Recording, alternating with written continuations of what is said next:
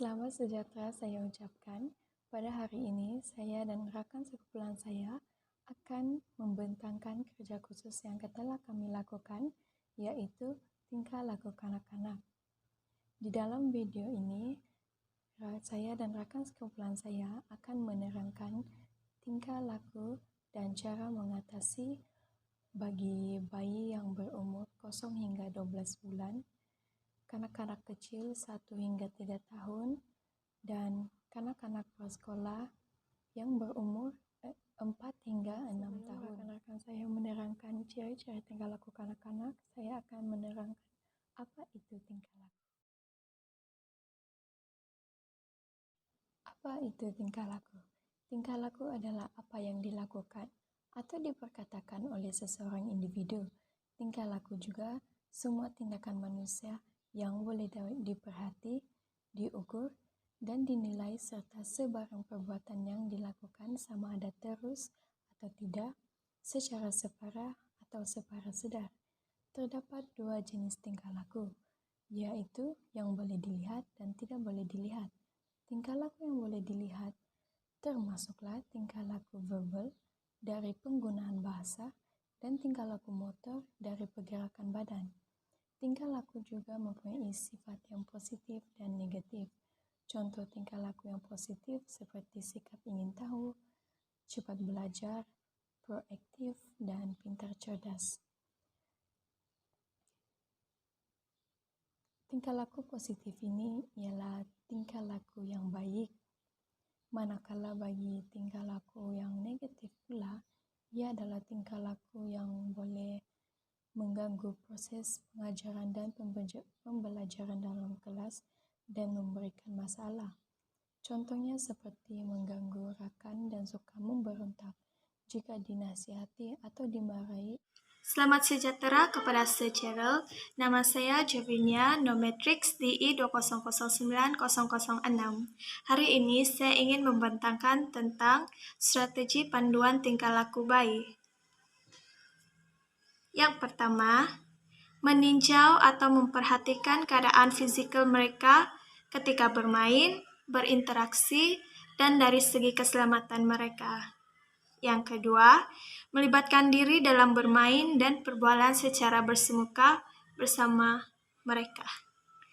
Yang ketiga, memperkenalkan mereka permainan secara bergilir-gilir. Yang keempat, menggunakan kata-kata sederhana dalam menolong memenuhi keperluan bayi. Itu saja untuk pembentangan hari ini. Thank you. Bagi tingkah laku kanak-kanak pula, terdapat 2 jenis tingkah laku, yaitu tingkah laku positif dan tingkah laku negatif.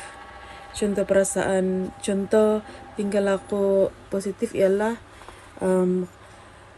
kanak-kanak berperasaan ingin tahu tentang apa yang ada di sekeliling.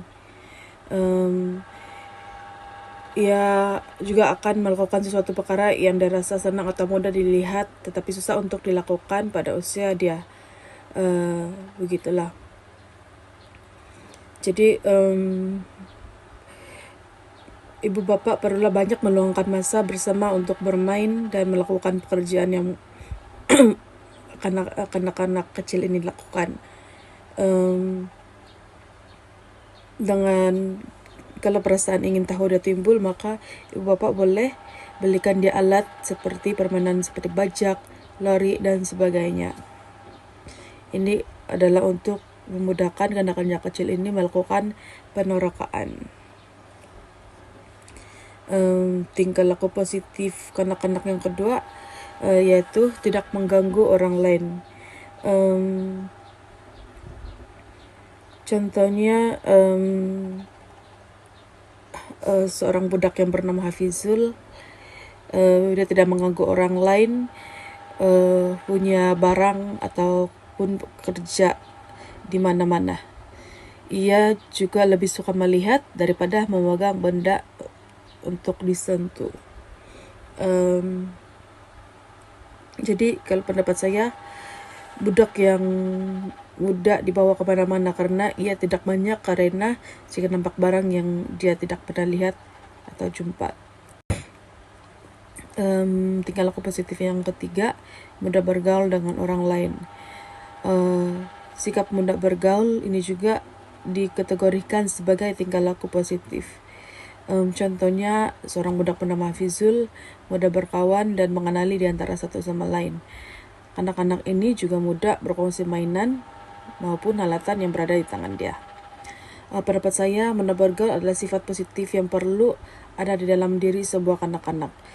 Karena kanak-kanak tidak akan rasa dirinya bersendirian di mana-mana. Kanak-kanak seperti ini selalunya mempunyai pengalaman yang susah untuk mengakhirkan sebuah pertemuan. Terdapat banyak lagi contoh tingkah laku positif kanak-kanak kecil, tapi saya hanya memberikan 3 contoh saja. Oke, kita masuk pada tingkah laku kanak-kanak tingkah laku kanak-kanak kecil yang negatif. Pertama, kebimbangan. Contohnya juga macam Hafizul. Dia mudah berperasaan kurang senang atau takut, terutama jika dia tidak biasa dengan suatu keadaan yang dianggap dalam kehidupan mereka. Keadaan ini mengakibatkan perasaan emosi yang tidak menggembirakan yang dialami oleh Hafizul. Seperti contoh, ibunya pergi ke rumah kawan ibunya, lalu ibunya tinggalkan Hafizul sendirian untuk pergi ke tandas, dan secara tidak langsung Hafizul rasa dirinya kesorangan tanpa orang yang dikenali di sekelilingnya. Contoh tingkah laku negatif kanak-kanak kecil ialah agresif. Macam Hafizul berkeluhan agresif yang dapat melibatkan pengaruh emosi yang sedang dialami. Sebagai contoh, Hafizul melakukan sesuatu tetapi ibu bapaknya tidak beri dia apa yang dia mau. Jadi dia memberontak, dimana juga dia akan memberontak tidak kira di mana saja, sama ada di publik ataupun di rumah. Oleh sebab itu, ibu bapak jangan terlalu ikutkan apa yang dia minta. Jika tidak kalau tidak mau belikan, cakap baik-baik ataupun tarik minat kanak-kanak kepada barang yang lebih bermanfaat. Ini adalah contoh negatif kanak-kanak. Sekian saja dari saya. Terima kasih. Beberapa cara mengatasi tingkah laku kanak-kanak kecil yang berumur 1 hingga 3 tahun antaranya ialah menghargai dan mendorong tingkah laku prososial. Ibu bapa adalah pembimbing dan contoh kepada anak-anak di rumah. Oleh itu, ibu bapa perlu menunjukkan sikap yang baik dan boleh ditiru oleh anak-anak. Ibu bapa juga boleh memberikan pujian kepada anak jika mereka melakukan perkara yang baik. Kanak-kanak akan merasakan diri mereka dihargai dan diberi perhatian. Selain itu, memberikan alternatif untuk tingkah laku yang boleh diterima adalah salah satu cara mengatasi tingkah laku bagi kanak-kanak kecil. Jika kanak-kanak melakukan kesalahan seperti memukul rakan mereka, ibu bapa perlu menegur dan menyuruh anak-anak untuk meminta maaf jika mereka melakukan kesalahan. Seterusnya adalah mengajar kata-kata perasaan untuk menolong kanak-kanak meluaskan emosi mereka. Ibu bapa atau penjaga boleh mengajar kata-kata perasaan untuk kanak-kanak dapat meluapkan emosi mereka. Contohnya, mengajar jenis-jenis perasaan seperti gembira, marah, sedih, perasaan ingin tahu, menangis, dan lain-lain. Ini boleh membantu mereka untuk berinteraksi dengan orang lain dan dapat belajar mengawal emosi mereka. Akhir sekali ialah menggunakan kata-kata atau bahasa yang positif. Ibu bapa atau penjaga boleh menggunakan kata-kata positif untuk mengajar kanak-kanak tentang adab berbahasa positif seperti menggunakan ayat tolong berjalan dan bukannya menggunakan ayat jangan lari. Mengamalkan penggunaan kata-kata positif ini akan membentuk minda yang baik kepada kanak-kanak. Panduan strategi untuk tingkah laku kanak-kanak prasekolah ialah mempunyai harapan yang sesuai dengan kanak-kanak. Guru harus bijak mengatur masa, ruang, dan tenaga. Guru membuat pengalaman yang melibatkan seluruh kanak-kanak prasekolah, memperhatikan dan kenal pasti tingkah laku kanak-kanak, menyediakan pilihan, dan memahami tingkah laku kanak-kanak berasaskan. Kesimpulan bagi kerja kursus ini ialah kita sebagai orang dewasa atau pembimbing untuk kanak-kanak mempunyai tanggung jawab yang sangat besar untuk membimbing kanak-kanak, terutamanya yang masih bersekolah di prasekolah. Hal ini karena kanak-kanak di prasekolah masih belum dapat membezakan perkara yang baik dan tidak baik. Oleh sebab itu, kita sebagai yang lebih dewasa ini perlu membimbing dan membentuk mereka dari sudut yang positif. Kanak-kanak yang masih lagi di prasekolah atau lebih muda dari mereka gemar untuk dipuji.